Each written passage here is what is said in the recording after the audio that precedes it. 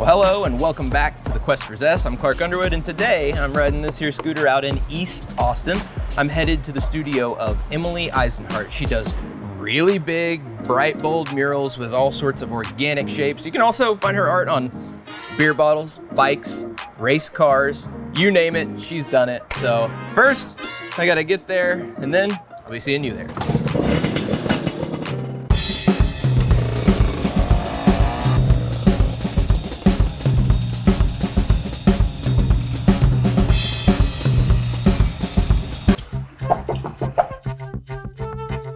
Well, hello.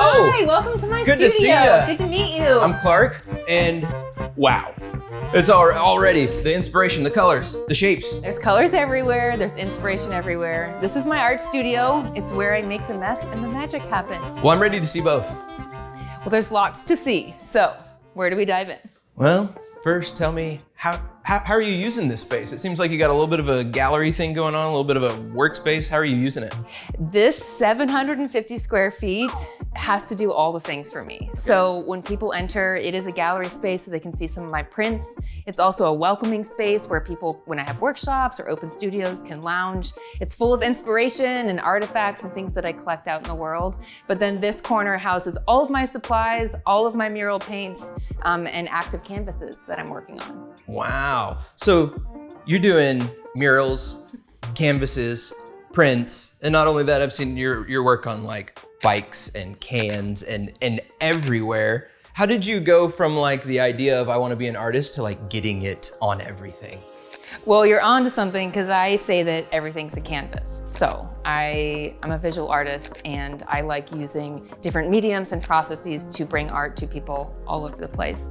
I, like many creatives, have had a winding path. I didn't study art. My mom's an artist, so I grew up painting and drawing and making clay and gardening, which I think is very creative too.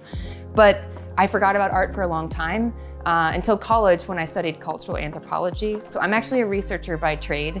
Okay. And I landed in the design world because they like ethnographers and people that are very curious about how people operate when you're creating products or services or experiences.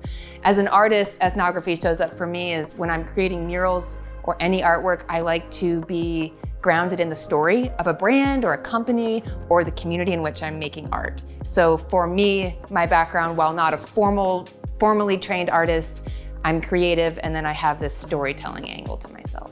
Gotcha. So when you approach a piece of work, may that be for yourself or for a brand, are you starting with like a story idea? Are you starting with a color palette? Like what's your beginning?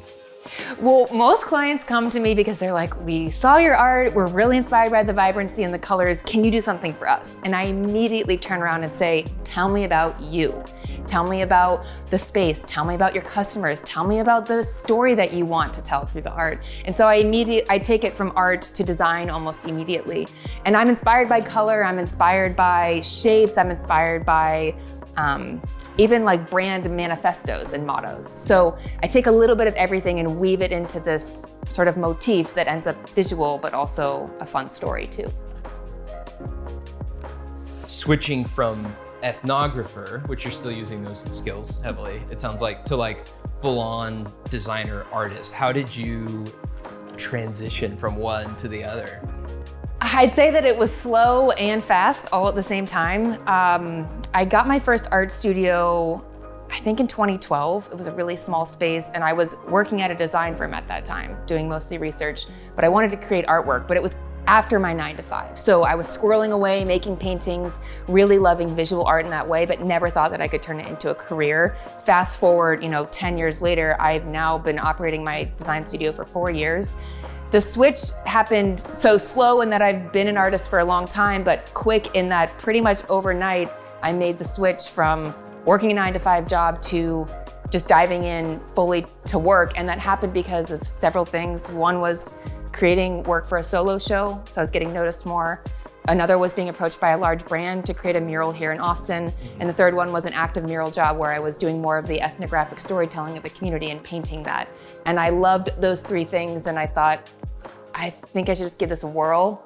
Like, I'll just say yes to a lot that's coming in. It seems like there's excitement here, so why not lean in? Let me help you out here. So my process does start messy. I'm very tactile in the way that I work. I often work on my iPad, and it's kind of fun to design a mural this big that's going to be on 7-story tall building. But when I don't want to work digitally, I work in paint chips or I cut out transparent pieces of paper. And when I cut out shapes, I'm inspired by the client, by the story, by the environment that I'm going to have this mural live. I create exciting compositions through colors and layers. And I love the third color that's created and two things overlapping. Yeah, so you start with a palette of what, 6, and you'll end up with 12 colors? I think there were 36 colors. This turned into 36? When I digitized it, and murals are so fun, but so much work, and we had to scale back how many colors we did. But you can see over here how I do that. The 36 colors were painted on boards, and then we actually started to lay them out to see how they lived together. Color for me is fascinating. It is color is scientific. There's a code, a CMYK, number associated with a color.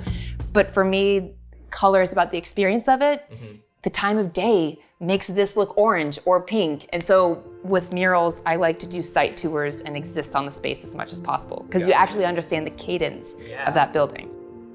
For the Eisenhart art, for your look, what's your hope when people step in front of, say, a mural or a piece of yours? What do you want them to feel? I would love people to feel joy, I think, in the colors that I use. But even if it's not joy, I want people to at least pause, somehow be shaken up from whatever they're doing, whether they're running to get their car in the parking lot, or they're going to a meeting, or they're finishing their day and they're having happy hour and looking out at a mural. I think the role of artists and me as Emily is helping people see the world around them, which is why I'm very fascinated by a more direct tie to nature.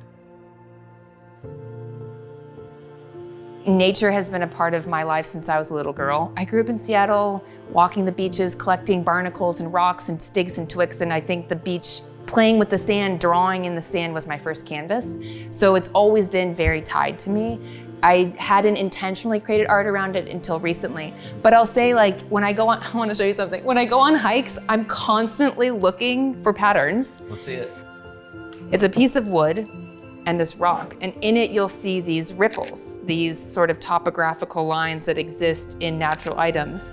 And I was immediately struck by that because I'm I've seen these squiggles before. They're in my work everywhere. They're in my Sumi ink drawings. And these squiggles that show up are throughout my own work. And in that way I feel tied, I think, to nature and very curious about the patterns and textures around me. That's cool. Well, I'm having a sense. My sense is that growing up in Seattle, being the nature, having that be a part of you, and then you find your way into art and you find a way to put nature back on these giant man-made things. You're what would be better here is if it felt more like nature. And then you do the Emily version. Yeah. That's awesome. That's a really cool insight. And I think living in urban societies, and we're natural beings, but bringing greenery and bringing art and joy and color into otherwise potentially gray environments is really important. Well, you obviously have found your stride, have a strong aesthetic, a thriving practice. What type of wisdom would you pass back to someone who's just getting started dabbling in visuals, in art, in expression?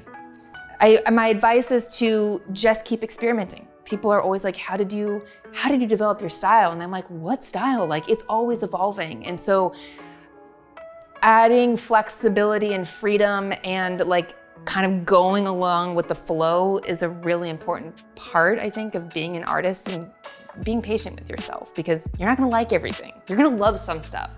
But even the stuff that you love and you hate, it inspires future work. You can look back and be oh, that's where it started. Super appreciate you having me up here, showing me your studio, talking me through your work. It's been super fun. I'm super grateful that you made time. Thank you so much for coming. You're welcome anytime. Next time you will have to get some paint on yourself. Ooh, you're way too clean, but we are clean. Twins. Yeah, we're matching. We're back in black. Well, I had a great time meeting Emily Eisenhart, getting to see her studio and hear about her journey as an artist, the way she's pulling inspiration from nature and then putting it up into an urban environment through big murals, and everyone's benefiting. You see one of her murals, you can't not smile, take a pause, and appreciate it. So on that note, I'm headed out to see some of those murals, and I'll catch y'all in the next one on the Quest for Zest.